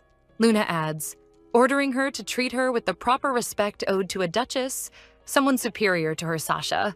Although shocked and furious inside, wonders how the hell the girl managed to seduce Duke Huppert. But despite that, in her eyes, this brat in front of her wasn't worth the risk of antagonizing such a powerful house. Luna then proposes a deal with the countess. Noticing Sasha's behavioral change so quickly, the girl can't help but chuckle a bit. She explains that she wanted two things. First, the Mazamel House pass that allows direct navigation to the Nixon Kingdom, and second, Hylam's custody. Sasha, underestimating the value of the requests, considers them insignificant. After all, only House Hillen traded with the Nixon Kingdom, and Hylam, being a weak and timid boy, was of no use to her. Luna still assures her that she would offer fair compensation for those items. Sasha, although not knowing what she wanted with all that, thinks of pretending to hesitate to squeeze a better deal. She claims she didn't feel comfortable handing over the pass and Halem's custody just like that. Asking what she would get in return, Luna calmly replies that she wasn't sure. Thinking for a moment, getting an idea, she points out that House Huppert had just acquired a black mana stone mine. So, Luna asks if that would be enough as a bargaining chip. Sasha is shocked but quickly hides her excitement, recognizing the rarity and immense value of the mine, thinking the girl was a complete idiot for not realizing what she was giving up. When Luna asks if they had a deal, Sasha agrees eagerly, hurriedly ordering a maid to bring the contract papers. Meanwhile, the protagonist just smiled confidently. Later, the girl was sitting at her desk, thinking that the urgent matters were finally resolved. But she still wondered how she would inform Hylam about her second marriage. She imagines different scenarios in her head. In one, she would introduce Hylam to Huppert directly, saying he would get a new father. Realizing that was awful, she quickly dismisses the idea. In another, with tears in her eyes, she apologizes to Hylam, admitting her past mistakes and pointing out that the boy probably wouldn't want to live with her anymore. Then Luna would say she found a father who is even cooler, also adding that in a year the boy wouldn't have to worry about seeing her anymore. Frustrated, the girl thinks that sounded completely senseless. Although everything had gone well so far, Luna felt like this situation seemed like a real challenge. Deciding not to overthink it, she concludes that honesty might be the best approach later. Luna waited in a room, asking Hylam to sit down. The boy's eyes immediately go to the cake on the table, asking if he could eat it. She says she had made it especially for him, and that he should enjoy it as much as he could. Pointing to a plate, she hands him a slice of cake. While Hylam ate excitedly, his mother was happy to see him happy. She had made that cake in case he got too shocked by the news of the marriage. However, when she notices chocolate on his face, Luna warns him, then reaches out to wipe it. But instinctively, the boy flinches. The expression of surprise was clear on her face. Even all her effort wasn't enough to erase everything Hylam had been through. At that moment, the boy was trembling with anxiety, his traumas still present in his mind. Trying to ease the tension, she apologizes, telling him she won't touch him. Offering him a handkerchief, Luna asks if he'd like to wipe himself. However, when the boy sees the embroidered message, "Be happy, Hylam," on the handkerchief, he pauses for a second, then suddenly bursts into tears. The protagonist is shocked and asks what's wrong. Hylam, still crying, asks why she's being so kind now after everything she had done. After all this time, the Viscountess had been cruel to him. Luna realizes his confusion. Whether she liked it or not, the boy had no knowledge of his stepmother's soul having changed, and that would always come back. With her hand on her face, she apologizes again. Luna explains that when her husband died, she lost her mind from the shock and promises never to treat him the same way again. Hylam asks if she was being serious. Lifting him in her arms, she says that it was obvious. She then hugs him, holding him in her lap while the boy cried. A little later, with Hylam more stable, Luna says that she has something important to share with him. She informs him that soon they'll have a new family, but the boy doesn't understand at first. So she explains that she's going to marry someone who will be a great father to him. She reassures him that the man is very kind and will treat him well, but tells him to take his time and let her know if he doesn't want a new father. Luna says she'll give him time to think about it. Nodding his head, Hylam says he liked the idea, hoping his new father would be as kind as she was now. The boy claims that his real father was never very interested in him to begin with. The protagonist assures him that his new father would care and take care of everything for his happiness, while thinking that Duke Lysias was very different from Viscountess Mazimel and her husband. She then says that if everything was okay for Helam, they should go visit him together. In the carriage, Luna asks the boy if he was nervous. Stammering a bit, Helam tries to say that he was fine, failing hard to hide his true feelings. His legs and arms were still trembling a little. The girl always thought his nervousness was adorable. Smiling, she tells him they had arrived at the location. Luna helps Helam down from the carriage. The coachman mysteriously non-existent. Watching the scene, Lysias comments that it was a very sweet sight to see nervous. Helam looks at the man, remembering his mother told him his future stepfather was a kind person. Getting closer, Lysias says with jealousy that he wished she'd treat him like that too, while the boy wonders if that's what kindness means. Inside Hubert Mansion, an immense amount of sweets was laid out on the table. While the butlers served them, Helam's anxiety was clear, and whispering to his mother, he says the chair is too tall. She offers to let him sit on her lap, but the boy tries to refuse, stating that it wouldn't be good manners. Reassuring him, Luna points out that he could do whatever made him feel more comfortable, and holding him, the girl places him in her lap, asking how he was now. Helam timidly admitted that he was better. Noticing Lysias's gaze, she asks if by chance the Duke had done anything. Huppert smiles and denies it, and Luna suggests she must be imagining things. Despite that, Helam gets nervous when Lysias looks at him with a stern and scary expression. Meanwhile, he worried that the Duke might think he was rude, or maybe already didn't like him. Noticing his discomfort, his mother asks if something was wrong, but he quickly replies that it was nothing. Lysias then greets him, the boy timidly responding. Next, the Duke tells Luna that he wanted to get closer to the boy. With that, she expresses her hopes that the two would get along well. Lysias comments that since they were talking about it, he suggests that Helam sit on his lap for a bit, pointing out that it would make it easier for them to grow closer. Very normal thing to do after knowing a kid for 10 seconds. She thinks for a while, but Lysias reassures her that he was always very good at everything he did. Luna agrees, as long as Helam feels comfortable, asking him to say so if he doesn't want to. Though hesitant and anxious, Helam remembers his mother's reassurance that Huppert is kind. Besides, the man really seemed to like his mother. So despite his thoughts, he decides to give them a chance. Telling his mother he didn't mind. Lysias tells him to come closer to his father, a slightly macabre line, to be honest. When the boy gets closer, Lysias picks him up in his arms. Luna asks if he happened to have any experience with children, which Lysias denies while laughing. While the girl is confused, he reassures her, pointing out that he really was good at everything he did. The Duke asks if his view was better now, telling him to let him know what he'd like to eat. Holding a plate, Lysias comments that he heard chocolate macarons were one of his favorite sweets. Helam, though shy, thanks him and starts savoring the sweets. The protagonist thinks the Duke really looked like a father in that moment, not to mention they were strangely similar. Luna comments that the two even looked like father and son. Jokingly, Lysias asks if that's not what they were. After all, they really would become that, from now on. Smiling, the girl comments that he was right. Helping him clean up, the Duke says he also heard he liked pudding, and that if he wanted, he could have ice cream too. Let's pretend ice cream makes sense in a medieval setting. The protagonist watched relieved, realizing that he'd probably like his future father. After the meal, Helam falls asleep in Huppert's lap, who jokes that his son must be feeling tired. Luna realizes Lysias had handled it quite easily, asking if they could let him sleep comfortably for a while. The Duke agrees, and handing Helam over to a maid, he suggests she let him sleep in his room. With that, he invites Luna for a walk while the boy took a nap. Outside, Luna and Lysias walk together. The Count asks what her favorite flower is, saying he'll plant it in the garden. Thinking, the girl asks if instead they could have a swing.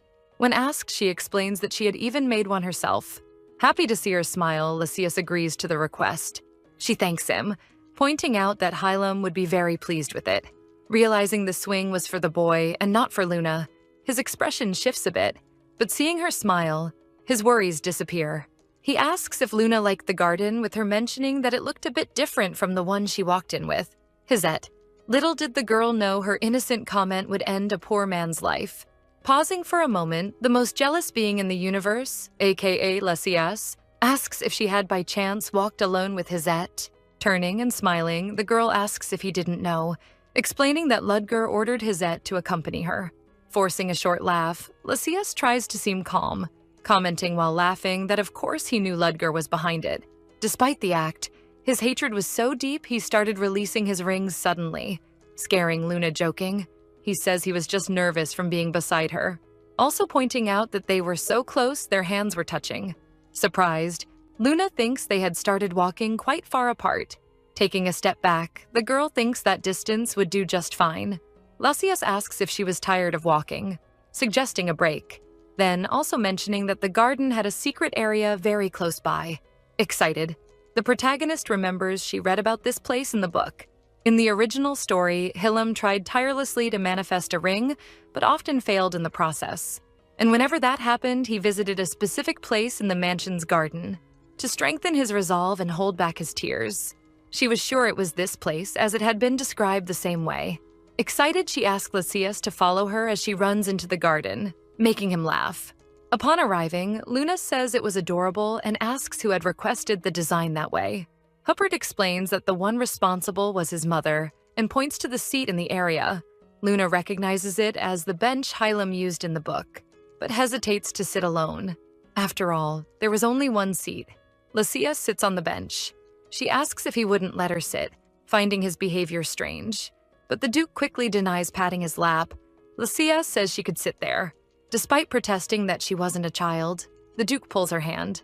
Calling her, she obeys timidly and sits on his lap. Huppert expresses his happiness, telling her he feels lucky to have her, running his hand along her neck. In the end, she realizes she now had a necklace on it. Surprised, Luna asks what that was. Resting his head on her, Lysias says it was a wedding gift, explaining he was giving it to her so she would adore him. She notices a ring inside the diamond and wonders how he managed to put it there. When Huppert asks if she liked it, Luna responds excitedly, saying she loved the gift. Standing up, she reminds him of his promise to teach her how to make a ring. Lysias affectionately comments that he remembers every conversation they've had, so of course he still remembered the promise. Freezing, the girl was surprised by how casually he could say that sort of thing, without even blinking. The protagonist then asks what color he thinks her manifested ring would be. Smiling, Lysias says he wasn't sure but hoped it would be the same color as his. The girl eagerly asks him to teach her the process of creating rings still today. The Duke agrees, saying he'll do it if that's her wish. Later that night, in Huppert's office, Lysias admits he's never taught anyone before, and so he isn't sure if he'll do a good job. Luna reassures him, saying that if he fails, it'll be her fault for being a bad student. Determined, he promises to try his best so she won't be a bad student. Then, Lysias presents her with a weapon as a second gift for her. Thinking she's getting too many gifts today, the protagonist decides she'll bake some cookies as thanks later. Seated, Lysias reveals he's always known how to handle rings since birth, suggesting Hizette might be a better teacher. However, seriously, he firmly points out that he doesn't want anyone else teaching her, leaving Luna nervous and intrigued by his reluctance to let her interact with the knights. He then begins the lesson, explaining how to use a ring instead of a bullet with the pistol, instructing her to send the ring through the weapon and says that's all there is to it. Confused, the girl asks if that's really all, to which he confirms and encourages her to try. When she mentions she doesn't even know how to summon a ring, Lysias replies that she'll have to figure that out on her own, and suggests she start by simply shooting, since that might help her get the hang of it. She reflects on how Hillam took 8 years to create his first ring, even with the knight's help. Doubting her ability, she decides to try and pulls the trigger. After all, it wouldn't hurt to try aiming. She finally pulls the trigger. To her shock, she manages to summon a ring on her first try, causing a huge golden shot from the barrel of the weapon. This leaves the Duke in disbelief. Surprised, she could barely believe it herself, wondering why everything seems to be going so smoothly. The next day, at the Masamel House mansion, Luna feels uneasy thinking about how things have been flowing without issues. With events diverging from the original book and problems resolving so quickly, she worries this might be the calm before the storm. She had even managed to summon a ring just recently. Suddenly, Jane bursts into the room shouting. Startled, the protagonist asks why she seemed so shocked. Jane stammered nervously about His Majesty, when suddenly a man appears, shoving Jane aside. Exuding a sinister aura, he calls the protagonist by name, announcing with a smile that he's come to take Luna with him. Even though she was sweating from nervousness, Luna maintains composure and greets him with a formal bow, addressing him as the son of the Empire. The man smiles, and with irony calls her formal greeting boring, raising his hand.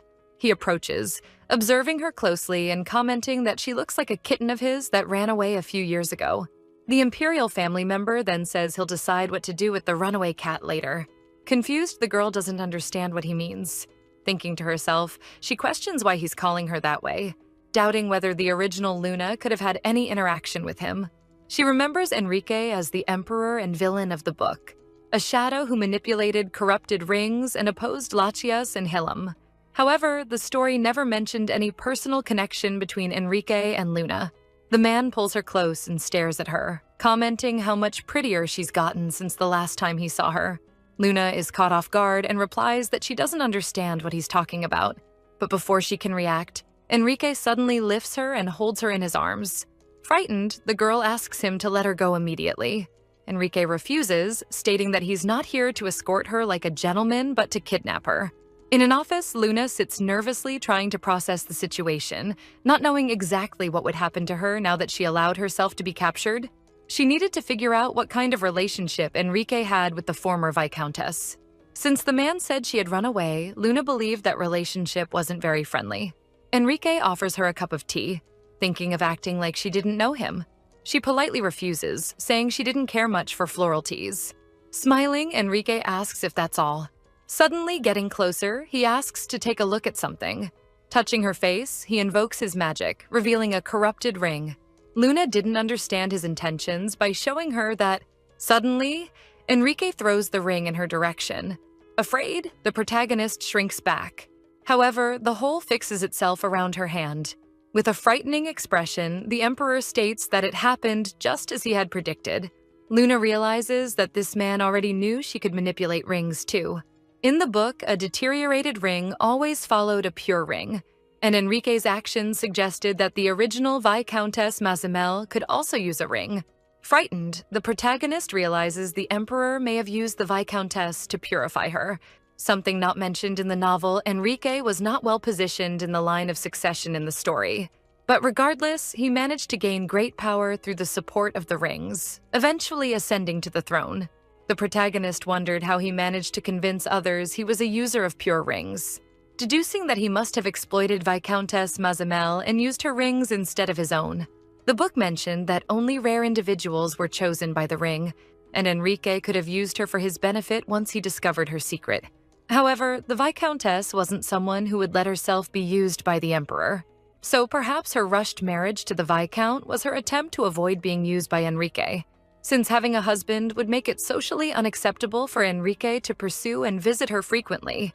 But with Viscount Mazamel now dead, Enrique had no more obstacles, leading to his bold actions in kidnapping her like this. Interrupting her thoughts, Enrique directs his attention to her hand. Luna anxiously notices that the hole is beginning to be purified.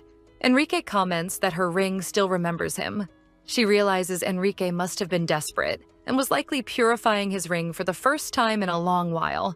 If she stayed any longer, she might never be able to leave, trying to say goodbye. However, the Emperor interrupts her harshly, saying they were not done yet and grabbing her wrist. He asks if Luna had become rude now that she had turned into a stray cat. Frightened, the girl responds firmly that she wasn't his pet. Quickly apologizing, Enrique asks if she was happy now. He states that she was no longer his little cat, but even so, he would never let her go again. The Emperor speculates that she might have used Duke Lacius to escape or had some other plan in mind. But highlighting Lacius's reputation for not being interested in women, Enrique insists there's no way Lacius truly loved her, suggesting that she proposed a contractual marriage just to remarry and secure her freedom. Holding her hand, Enrique claims to be the only one who truly loved her. Feeling a chill, Luna recognizes that Enrique is only after the ring's power. Wondering why people like him always talked about love, memories of her past life surfaced. Her father telling her he only did everything out of love for her, claiming no one else in the world cared about her as much as he did. The protagonist wondered if she was destined to spend her entire existence suffering from people trying to take advantage of her. However, a glimpse of Lycius passes before her eyes, his sweet memories reinforcing that there were still people who truly cared about her. Finding her determination, Luna pulls her hand away from Enrique's grip, stating she disagreed with him. Seeing the girl smile, the Emperor doesn't understand. She points out that she really did have someone who loved her, and that someone was Duke Lysias. She bows and politely says goodbye. Enrique laughs but says she had won. Ignoring this, the Emperor offers her the thing she's always wanted, as long as she stopped being angry with him. Luna realizes Enrique still didn't intend to take her seriously, so she refuses, stating she has no reason to accept anything from him and doesn't even want it. When he was about to confront her, a loud noise comes from the door, the sound of guards yelling that no one could enter without permission. Confused, the Emperor doesn't understand what's going on. With a bang, Duke Huppert bursts through the door. The protagonist is surprised by his sudden appearance, wondering how he knew where she was. Asking what the girl was doing here, Lysias expresses his concern. Relieved by his arrival, Luna looks at the Emperor. She takes the opportunity to show Enrique how close she is to Lysias. Linking her arms with his and smiling, Lysias hesitates at this gesture, not used to such closeness. Enrique, visibly irritated, confronts Lysias, asking if he hadn't noticed the Emperor himself was standing there. Sarcastically, Lysias asks if he'd been there the whole time. The Emperor accuses him of being quite rude, but Lysias retorts, after all, it was Enrique who dragged his future wife to that place, so he wasn't one to talk about rudeness. He reminds the Emperor of the long-standing relationship between the imperial family and House Huppert, and warns him not to push things. Otherwise, Lysias would sever those ties himself. He also points out that if this happens again, they won't be facing each other in formal wear, threatening the possibility of real conflict. With that, the two turn and begin to leave the place, while the Emperor holds back in frustration.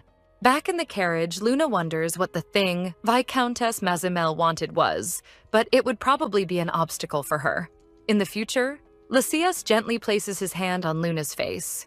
She asks what that was, and he replies that there was something on her face. Wondering if maybe Enrique's ring contamination was still on her face, she doesn't realize Lysias's true intentions. He asks what she and the Emperor talked about, but Luna says she herself didn't understand much of what he said. Getting closer, he says that next time, she can just shoot him, and Lysias will handle the rest. Not understanding his intentions, she asks why he would do that for her. A little embarrassed.